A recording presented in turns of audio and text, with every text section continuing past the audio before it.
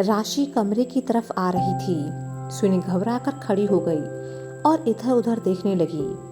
हे भगवान, ये कहाँ से जाग गई? अगर इसने ऋषभ सर को यहाँ देख लिया तो हमारा जीना हराम कर देगी। अब हम क्या करें? ऋषभ उठ खड़ा हुआ और कमरे में चारों तरफ नजर दौड़ाई। यहाँ तो छिपने की भी कोई जगह नहीं है। ऋषभ की नजर दरवाजे पर पड़ी। वह जल्दी से आगे बढ़ा और उसे लॉक कर दिया ताकि राशि अंदर ना आ सके। उधर सुनी की नजर बिस्तर से नीचे गई। आप वहां छिप जाइए। ऋषभ ने बिस्तर के नीचे देखा, फिर सुनी को हैरान सा देखते हुए बोला, पागल हो गई हो? मैं मेजर ऋषभ रॉय, वो भी बिस्तर के नीचे? हरगिज नहीं। तभी राशि दरवाजे पर आ दस्तक देने लगी। सुनी, दरवाजा खोल। लॉक क्यों किया है दरवाजा आज? सुनी ने ऋषभ को चुप रहने का इशारा किया और उसे पकड़कर बिस्तर के पास ले आई। उसने धीरे से ऋषभ से बिस्तर के नीचे छुपने को कहा। ऋषभ अकड़ कर बोला, हरगिज नहीं। राशि बार बार दरवाजे पर दस्तक दे रही थी। सुनी, देखिए, और कोई चारा भी तो नहीं है। हमने आपकी मदद की थी ना बालकनी से अंदर लाकर, तो अब आप भी हमारी मदद कीजिए छिपकर। ऋषभ खौफ से फर्श की तरफ देखने लगा। तुम अपने सीनियर ऑफिसर को ऐसी जगह छुपने को बोल रही हो? सुनी, प्लीज सर।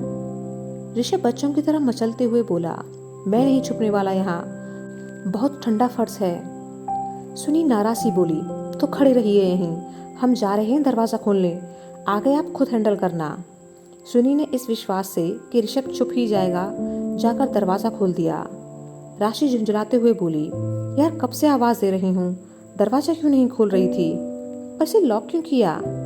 सुनी, अरे हम सो रहे थे तो गहरी नींद में तुम्हारे आने का पता ही नहीं चला। क्यों शोर मचा रखा था इतनी रात को?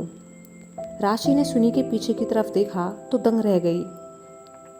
ये क्या है? सुनी यह सुनकर डर गई कि शायद ऋषभ सर छुपे नहीं हैं। उसने मुड़कर पीछे देखा पर ऋषभ तो गायब था। वह राशि की तरफ देखने लगी। क्या? किसकी बात कर रही हो? राशि, ये तो ब्लैंकेट कैसे रखे हैं बिस्तर पर?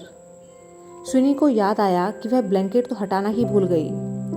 बिस्तर के नीचे छिपा ऋषभ बड़बड़ाने लगा, ये ना चापली की बहन है, क्यों आई है ये नहीं बताया, पर फालतू के 20 सवाल पूछ लिए। अबे इतनी रात को कौन क्विज क्विज खेलता है? राशि, क्या हुआ? किस सोच में पड़ गई, बता ना। सुनी, इसमें बताने वाली बात क्या है, हमें बहुत ठंड लग रही थी ना, इसलिए दूसरा ब्लैंकेट भी निकाल लिया। राशि ने दोनों ब्लैंकेट को देखा, फिर ब्लोअर को देखा। उसकी शक भरी नजरें सुनी पर जाकर टिक गईं। ऋषभ ठंडे फर्श से परेशान हो रहा था। बाहर बच गया मैं, लेकिन लगता है यहाँ नहीं बचूंगा। सुनी को ऋषभ की फिक्र हो रही थी। वह राशि से बोली, अच्छा ये तो बताओ कि इतनी रात को तुमने हमें क्यों जगाया? राशि कमरे के अंदर आ गई और इधर उधर देखने लगी। उसकी नज़र चाय के कप पर पड़ी। कुछ नहीं यार, सोते वक्त मेरे हाथ से लगकर फ़ोन गिर गया, जिससे मेरी नींद खुल गई। मैंने फ़ोन रखा और सोने की कोशिश की, लेकिन नींद ही नहीं आई, तो मैं थोड़ा टहलने लगी। बाहर निकल मुझे किचन की लाइट ऑन दिखी, दरवाज़ा भी खुला था, तो चाय का बर्तन भी दिखा। सुनी सोचने लगी कि अच्छा हुआ जो हमने इसका कमरा बाहर से लॉक नहीं किया था, वरना इसे पक्का हम पर शक हो जाता। वह हंसने का नाटक करते हुए बोली, अरे हाँ, हमने ही तो बनाई थी चाय थोड़ी देर पहले। राशि, लेकिन तूने तो दरवाजा खोलते वक्त कहा था कि तू सो रही थी। सुनी, हाँ तो अभी कुछ देर पहले ही सोए थे हम चाय पीकर, वो हमें नींद नहीं आ रही थी ना, तो पी ली एक कप चाय। राशि, डॉक्टर सुनी, चाय तो नींद भगाती है ना, जब तुझे नींद नहीं आ रही थी तो चाय पीने की क्या जरूरत? ऋषभ को राशि पर बहुत गुस्सा आ रहा था कि ये इतनी जासूसी क्यों कर रही है। सुनी समझ गई कि राशि ऐसे पीछा छोड़ने वाली नहीं है। वह गुस्सा होने का नाटक करने लगी। यार तुम्हारी दिक्कत क्या है? हमारा मन किया तो हमने एक कप चाय बनाकर पी ली, गहरी नींद में सो गए तो नहीं जाग पाए, लेकिन तुम तो हमारे पीछे ही पड़ गई जैसे कोई गुनाह कर दिया हो हमने। इतनी मुश्किल से तो हम सोए थे, लेकिन तुमने फिर से जगा दिया, वो भी सिर्फ एक कप चाय के लिए। राशि सुनी को ऐसे नाराज देख हैरत में पड़ गई। अरे मुझे तेरी चाय से दिक्कत नहीं है यार। सुनी, तो फिर किससे दिक्कत है? राशि, मैंने तुझे किसी से बातें करते सुना, तो मैं बस यही देखने आई थी कि तू इस वक्त किससे बातें कर रही है। ऋषभ ने अपना सिर पकड़ लिया कि बस यही कसर रह गई थी, कहीं वो आज रंगे हाथों न पकड़ा जाए। सुनी अंदर ही अंदर सोच में पड़ गई कि क्या कहे। राशि, बोलना, चुप क्यों हो गई? किससे बात कर रही थी? अब ये मत कहना कि सपने में बड़बड़ा रही थी। सुनी के दिमाग की बत्ती जली और वह हंस पड़ी। तुम्हें कैसे पता चला? यही तो हुआ था। राशि चौंकी। क्या मतलब? सुनी, अरे हमने सपने में देख रहे थे कि ऋषभ सर हमारे पास आए हैं, तो हम उन्हें बहुत जोर से डांट रहे थे। वो हाथ जोड़कर हमसे माफ़ी मांग रहे थे कि उनसे बहुत बड़ी गलती हो गई, हम उन्हें जो सज़ा देना चाहें दे सकते हैं। उन्होंने कान पकड़कर उठक बैठक भी लगाई, काफ़ी देर तक मनाया हमें, तब जाकर हमने उन्हें माफ़ किया। इसी दौरान शायद हम सपने में बड़बड़ा रहे होंगे। ऋषभ मुंह बनाते हुए फुसफुसाया, झूठी कहीं की। राशि, अच्छा, लेकिन ये दरवाज़ा क्यों लॉक? इतने में सुनी ने आगे बढ़ उसका हाथ पकड़ा और कमरे से बाहर ले जाते हुए बोली, हमें ना बहुत नींद आ रही है, सोने दो हमें। ये पूछताछ बंद करो और हम पर शक करना भी बंद करो। चुपचाप जाकर सो जाओ। राशि, पर सुनी, अब तुम जाओ और हमें भी सोने दो। राशि, हाँ ठीक है। वह वहाँ से चली गई। राशि के जाने के बाद सुनी ने जल्दी से दरवाज़ा बंद कर दोबारा लॉक किया कि कहीं वो दोबारा न लौट आए। राशि सोचने लगी कि ज़रूर कोई बात है, तभी तो सुनी इतना हड़बड़ाई हुई सी थी। आज से पहले तो इसने कभी ऐसे रात में उठकर चाय नहीं पी। बड़ी जल्दी थी उसे मुझे भगाने की। और सबसे बड़ी बात, इसने दरवाज़ा लॉक क्यों किया हुआ था? आज से पहले तो ऐसा कभी नहीं हुआ। फिर आज कौन सा कुबेर का खजाना मिल गया इसे? पता तो लगाना पड़ेगा। राशि ने जब ऋषभ की आवाज़ सुनी तो दंग रह गई। ऋषभ सर यहाँ, वो भी इस वक्त? लेकिन सुनी तो उनसे कहीं सर सुनी को मनाने ही तो नहीं आए? क्या ये दोनों बस दुनिया को दिखाने के लिए लड़ते हैं? अगर आप यह ऋषभ, मैंने तुम्हारे सामने हाथ जोड़े, तुम जो कहोगे वो करूँगा। उठक बैठक कब कर दी? किसी मुगालते में मत रहना कि ये सपना तभी सच होगा। खुद को इतना स्पेशल समझती हो क्या? सुनी ऋषभ की आंखों में देखते हुए बोली, क्यों, नहीं है क्या? सुनी ने यह बात इतनी मासूमियत से कही कि ऋषभ से कुछ कहते ही नहीं बना। 2 पल के लिए दोनों बस एक दूसरे को देखते रहे। ऋषभ ने अपना हाथ सुनी के चेहरे से हटा लिया और उसकी तरफ पीट कर खड़ा हो गया। सुनी उसके सामने जा खड़ी हुई। हमारी तो मजाक में बोली इतनी सी बात आपको बुरी लग गई, तो सोचिए कि हमें कितना बुरा लगा होगा जब आपने हमारे बारे में दोस्तों से झूठ बोला था, हमें 4 बच्चों की माँ बताया था। मतलब क्या सोचकर आपने ऐसा बोला? आपको हम किस एंगल से 4 बच्चों की माँ लगते हैं? ऋषभ, तुम्हें सब कुछ बता तो दिया मैंने कि क्यों झूठ बोला था मैंने, और ये क्या 4 बच्चों की माँ लगा रखा है? कोई गलत बात थोड़ी ही बोली थी। बच्चे तो भगवान का रूप होते हैं। तुम्हें उन 4 बच्चों से इतनी ही दिक्कत है तो ठीक है, लाओ उन बच्चों को मुझे दे दो। ज़्यादा से ज़्यादा क्या होगा, उन बच्चों को माँ का प्यार नहीं मिलेगा, बस यही ना? लेकिन मैं अभी जिंदा हूँ, उन्हें पिता का प्यार जरूर दूंगा, और इतना प्यार दूंगा कि उन्हें कभी तुम्हारी कमी महसूस ही नहीं होगी। तुम्हारी जैसी खुदगर्ज माँ मैंने आज से पहले कभी नहीं देखी, जिसे माँ कहलाने पर इतना ऐतराज है। राशि ऋषभ की बात से हैरान रह गई, फिर अगले ही पल समझ गई कि ऋषभ सुनी को बातों में उलझा रहा है। भोली सुनी ऋषभ की बातों के जाल में उलझ भी गई। ऐसे कैसे दे दें हम? वो हमारे भी बच्चे हैं। आप ऐसे कैसे उन्हें हमसे दूर ले जा सकते हैं? हमारे 4 बच्चे हमारे साथ रहेंगे। ऋषभ, सोच लो, अगर फिर दोबारा ताना दिया ना तो फिर मैं उन बच्चों को हमेशा अपने साथ ले जाऊंगा। सुनी घबराई सी बोली, नहीं, हम अब कभी नहीं कहेंगे। ऋषभ, ठीक है। वह बिस्तर की तरफ मुड़ा और राहत की सांस ली कि चलो, इस 4 बच्चों वाले ताने से तो बच गया। सुनी की मासूमियत के बारे में सोचकर वह मुस्कुरा दिया। अब समझ में आया कि राशि इसे भोली चिड़िया क्यों कहती है। मैंने थोड़े जज्बाती डायलॉग क्या मार दिए? लड़की तो उन 4 बच्चों की मां बनने को राजी हो गई जिनका कोई वजूद ही नहीं। वह बिस्तर की तरफ चल पड़ा कि सुनी को याद आया कि बच्चे तो हैं ही नहीं। उसने ऋषभ को पीछे से पुकारा, लेकिन 4 बच्चे तो। ऋषभ ने उसकी तरफ गुस्से से देखते हुए कहा, तुमने भी कहा था ना कि दोबारा बच्चों के बारे में बात नहीं करोगी। सुनी अब चुप हो गई। बाहर खड़ी राशि खुद की हंसी रोकने की कोशिश कर रही थी। ऋषभ हंसी रोकते हुए बिस्तर के पास जा पहुंचा और ब्लैंकेट से खुद को ढककर ब्लोअर के सामने बैठ गया। पता नहीं इस राशि को क्या दिक्कत है मुझसे, जानबूझकर तो तंग करती ही है, ऊपर से अनजाने में और जान खाती है। सुनी की आवाज़ सुन राशि ने अपने ख्यालों की गाड़ी पर ब्रेक लगा दिया और उसे सुनने लगी। सुनी ऋषभ को धीरे बोलने का इशारा करते हुए उसके पास आई। आहिस्ता से बोलिए ना, वरना वो सुन लेगी और वापस आ जाएगी। ऋषभ नाराज सा बोला, आने दो, डरता हूँ क्या मैं किसी से? मैं धीमे से बात नहीं कर सकता। आया तो था तुम्हें मनाने, पर छुपना चोरों की तरह पड़ रहा है।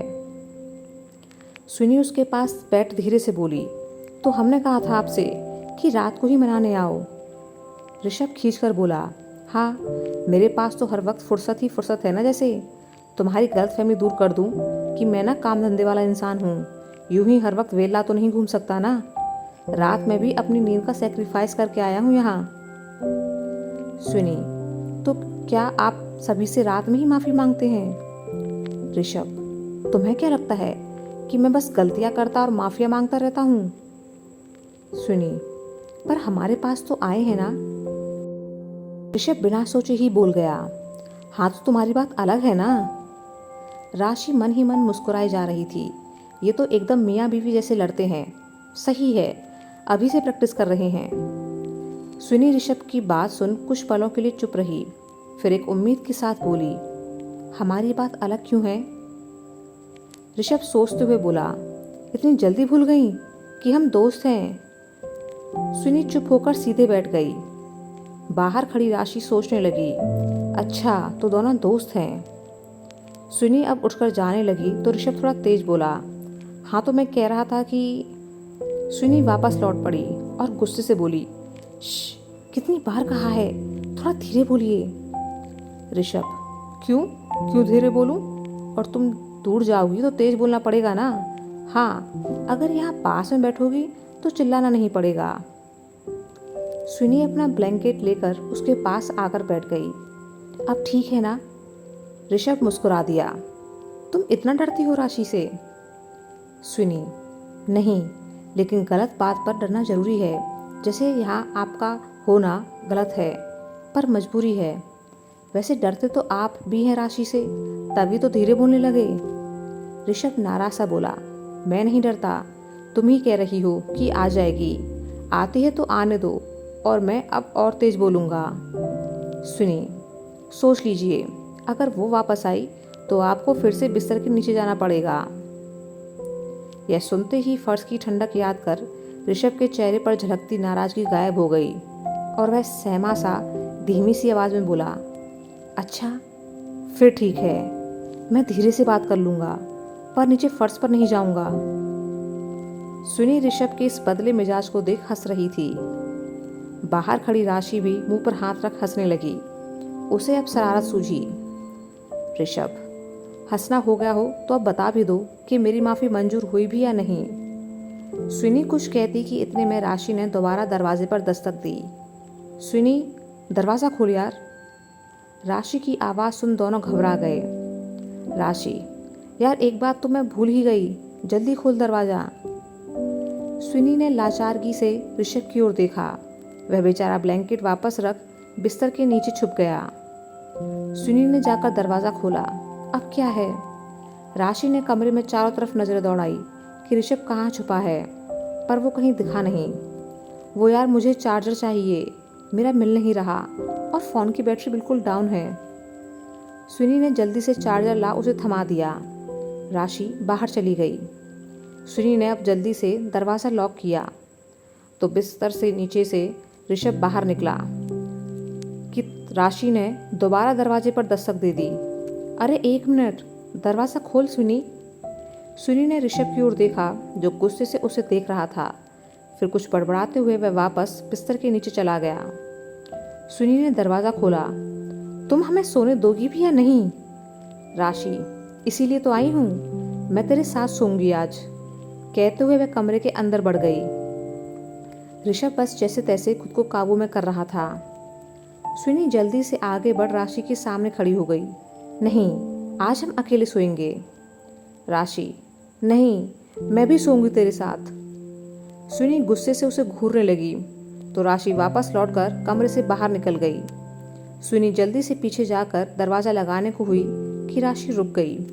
अच्छा सुनी, खबरदार, जो अब दोबारा तुम हमारे कमरे के आसपास भी आई तो, या दरवाजे पर दस्तक दी तो हम जान से मार देंगे तुम्हें। राशि हाँ में सिर हिलाकर अपने कमरे में चली गई और वहां जाकर हंसने लगी। इन दोस्तों की दोस्ती कितनी स्वीट है ना। बहुत तंग कर लिया, मैं भी सो जाती हूँ, सुबह रोहन से बात भी करनी है। राशि अब आराम से सो गई। सुनी ने दरवाज़ा लॉक कर पीछे मुड़कर देखा तो पाया कि ऋषभ अपना ब्लैंकेट बिस्तर के नीचे बिछा रहा था। सुनी जल्दी से उसके पास आई। ये क्या कर रहे हैं आप? ऋषभ, जब नीचे ही सोना है तो फर्श पर कुछ डालना ही बेहतर है, क्योंकि वो राशि तो बार बार आती रहेगी ना। वह बिस्तर के नीचे जाने को हुआ कि सुनी ने उसका हाथ पकड़ लिया। राशि अब नहीं आएगी। ऋषभ, ना आए, पर मुझे सोना भी तो है। सुनी, यहाँ सोएंगे आप? बीमार पड़ जाएंगे, आप बिस्तर पर सो जाइए। ऋषभ, और तुम? सुनी, एक रात नहीं सोएंगे तो क्या हो जाएगा? ऋषभ चुप खड़ा हो गया। सुनी ने नीचे से ब्लैंकेट निकालकर बिस्तर पर रख दिया। सो जाइए। ऋषभ ने दीवार पर लगी घड़ी देखी। रहने दो, 3 तो बज ही चुके हैं। तुम जागो और मैं सोऊं, ऐसा कैसे हो सकता है? वैसे भी एक रात नहीं सोएंगे तो क्या हो जाएगा, है ना? सुनी मुस्कुरा दी। दोनों अपने अपने ब्लैंकेट से खुद को कवर कर एक साथ ब्लोअर के सामने बैठ गए। कुछ वक्त बाद ऋषभ ने देखा कि सुनी मुस्कुरा रही थी। क्या हुआ, क्या सोच रही हो? सुनी, आप बिल्कुल पागल हो, कुछ भी सोच लेते हो और बिना कुछ सोचे समझे कांड कर देते हो। आप ना बस दिखते ही बड़े हैं, वरना दिमाग ना बच्चे वाला ही है आपका। ऋषभ मुस्कुरा दिया। कबीर भी यही कहता है। सुनी, बिल्कुल सही कहते हैं वो। वैसे आप ना अच्छे से सोचकर हमें अभी बता दीजिए कि आपने और क्या क्या झूठ बोले हैं हमारे बारे में, या फिर हमसे। हमें आपसे यूं बार बार झगड़ना अच्छा नहीं लगता। ऋषभ अब सोच में पड़ गया। सुनी, क्या हुआ, आप चुप क्यों हो गए? ऋषभ, नहीं, सोच रहा हूँ कि और कोई तो झूठ नहीं बोला ना मैंने। सुनी ने अपना सिर पकड़ लिया। हे भगवान, क्या करें हम आपका? ऋषभ मुस्कुरा दिया। ज़्यादा कुछ नहीं, बस माफ़ कर दो। सुनी, कर देंगे। अगर हमारा सपना पूरा हो गया तो आपकी माफ़ी भी हो जाएगी। ऋषभ, ठीक है, यही सही। जैसा तुमने सपने में देखा है मैं करने को तैयार हूँ। वह उठने को हुआ कि सुनी ने उसे रोका। हमें बस आपसे वादा चाहिए कि बस एक बार जब हम आपसे कभी कुछ मांगे तो आप मना नहीं करेंगे। ऋषभ सोच में पड़ गया। सुनी, भरोसा नहीं? ऋषभ, ठीक है, लेकिन जान मत मांगना, क्योंकि वो तो पहले ही देश के नाम कर चुका हूँ। सुनी, जानते हैं। सुनी ने ऋषभ के माथे को छुआ। ये बुखार भी आपसे डरता है, देखिए तो कैसे गायब हो गया। दोनों धीरे धीरे हंसने लगे। ऋषभ, तुम भी तो डरती हो मुझसे। सुनी चुप पड़ गई।